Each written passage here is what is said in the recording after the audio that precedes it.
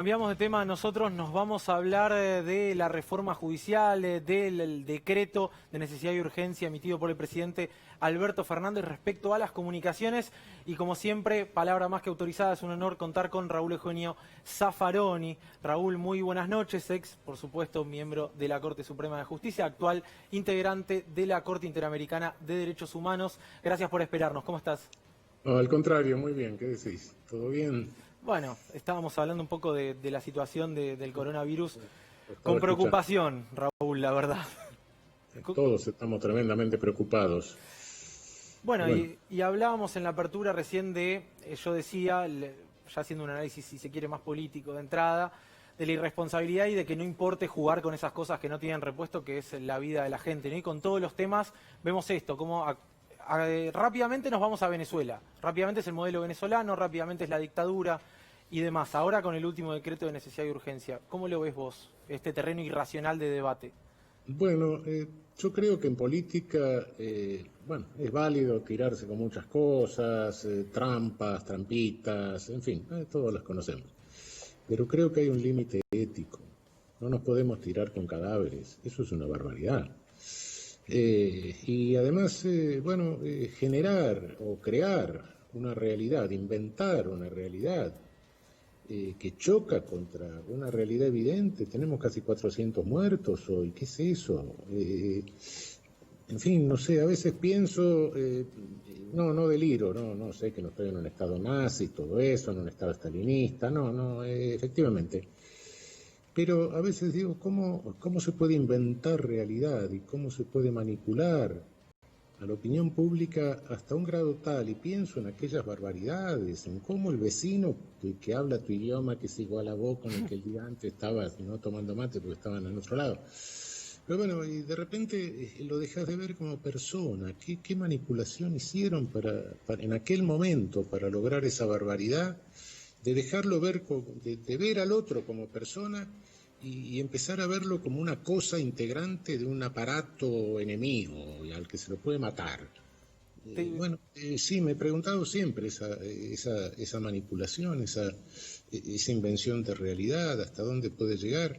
Y acá sí, ya sé que no es lo mismo, pero también me pregunto ese grado de manipulación que Cristo puede ser, cómo puede llegarse a eso, ¿no?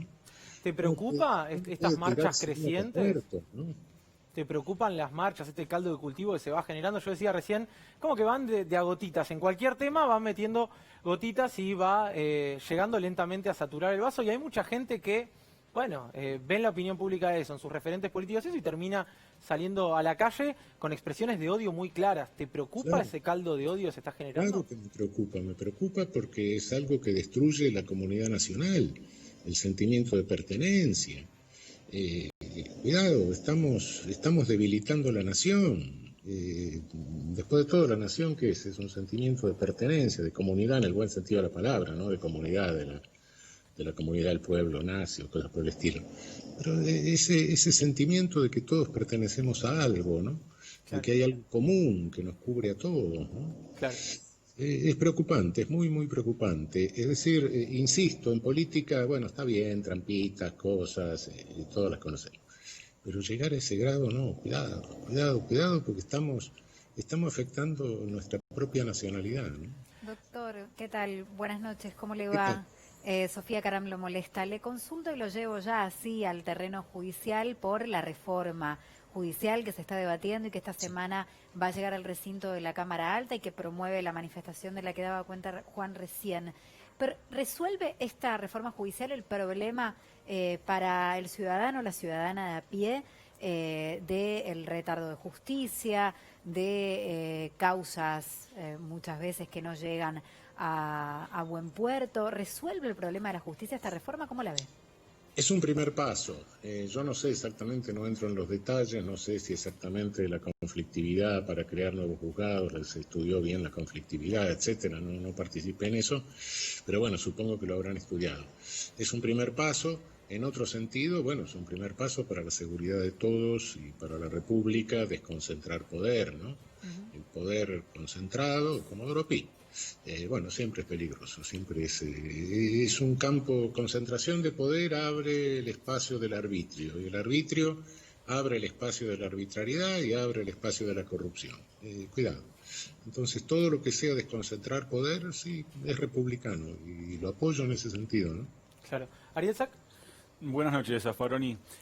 ¿Qué tal? Muy bien. Una de las críticas, quizás la más sensata de todas o la más atendible que he escuchado en los últimos días, tiene que ver con que hay cierto consenso en avanzar a un sistema acusatorio donde de alguna manera cobra más preponderancia el papel del papel de los fiscales, y sin embargo esta reforma lo que hace es aumentar en gran cantidad la cantidad de juzgados. ¿A usted le parece también que ahí hubo quizás un desajuste? ¿Le parece una crítica aceptable? ¿Qué opinión tiene al respecto? Bueno, habrá que estudiarlo un poco. Yo realmente creo que, si me lo preguntan en abstracto, avanzar hacia un sistema acusatorio, sí, evidentemente que es mucho mejor que un sistema llamado mixto, que en definitiva es bastante inquisitorio. Sí, descentralizar, sacar el poder concentrado en los jueces de instrucción, que en definitiva, bueno, no sé, no quiero ofender a nadie, pero es una función napoleónica que es un policía judicial, por así decir, de alguna manera, de modo que acabar con esa instrucción a cargo de un juez, etcétera, sí me parece positivo. Ahora, creo que el sistema acusatorio hay que estudiar muy bien, y en eso sí estoy de acuerdo, hay que estudiar muy bien la infraestructura. El sistema acusatorio requiere más cámaras, requiere más fiscales, requiere más jueces, requiere más locales, más salas, requiere más defensores oficiales, en fin, veo una cierta desproporción entre el número de jueces y el número de defensores, ¿no? Pero bueno, esas son cuestiones menores que habrá que discutir un poco, ¿no? Creo también que hay un pequeño error. Creo que se da como imposible trasladar jueces del orden nacional a la ciudad de Buenos Aires.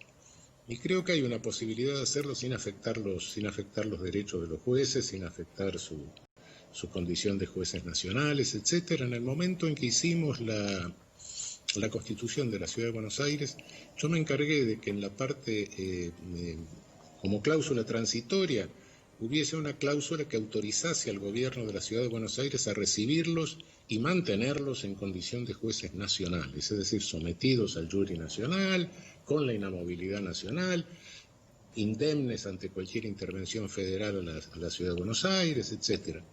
Porque esto es una vieja historia, esto que estoy contando pasaron 24 años, pero ya en aquel momento estábamos pensando, con la ley Cafiero, en la transferencia, etcétera. Bueno, como todo en la Argentina se posterga un poco, pasaron 24 años, pero creo que con un sano acuerdo entre el gobierno federal y el gobierno de la Ciudad de Buenos Aires se podría trasladar a los jueces y no dejar juzgados vacíos o con poco trabajo. La última, y como siempre, muchísimas gracias por tener la amabilidad y la distinción de atendernos, aunque sea un ratito. Raúl, desde lo político, ¿cómo lo venís viendo al gobierno? Por ejemplo, el decreto del otro día desde las comunicaciones, ¿te da la impresión que le cuesta avanzar y dar pasos firmes, ya haciendo un análisis un poco más político, si se quiere? ¿Lo ves bien? ¿Te parece que está tomando vuelo?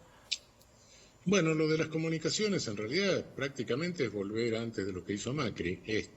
No es nada muy nuevo. En cuanto lo veo, bueno, puede ser que algunas cosas me gustara que fuesen más rápido, etcétera, pero bueno, yo no tengo el panorama del espacio de poder que tiene Alberto, qué sé yo.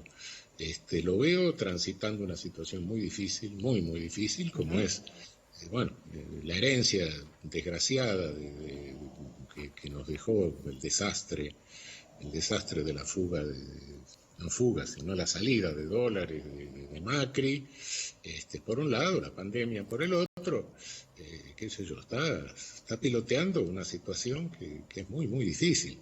En medio de todo eso, agredido sobre, qué sé yo, lo quieren agredir sobre la línea de flotación, no tienen límites en lo que se dice, se inventa cualquier cosa, ya no son fake news, son inventos de cualquier naturaleza. Bueno, es una situación difícil, pero bueno, lo veo sereno en su actitud y bueno, ojalá Ojalá la pueda transitar porque es para el bien de todos, ¿no? Raúl Zaffaroni, muchas gracias como siempre, un abrazo grande. Al contrario, un abrazo. Hasta luego. Hablábamos